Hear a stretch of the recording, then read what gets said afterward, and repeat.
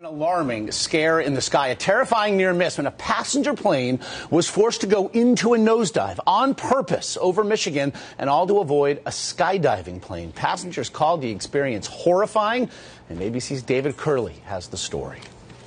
Passengers on the jet had no warning. The plane took a sudden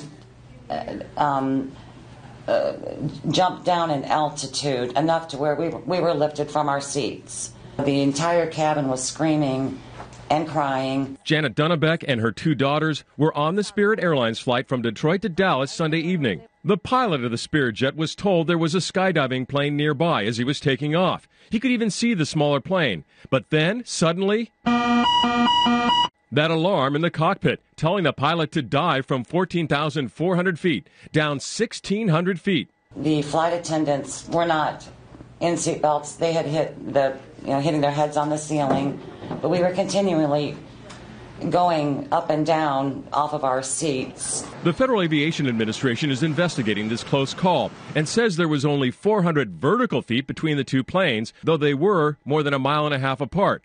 Right when we did that first drop, I grabbed my little sister because I knew that shouldn't have happened and something bad is going to happen.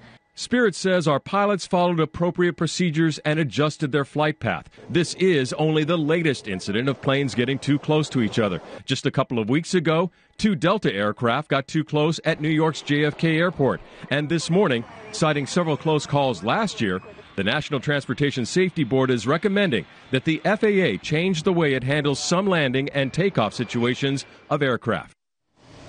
Back to the Spirit Airlines incident. What the FAA wants to know is if that was an automatic system in the cockpit. Did it work correctly? Did the 2 pilots do what they were supposed to do? Did the controllers do what they were supposed to do as well? The investigation continues.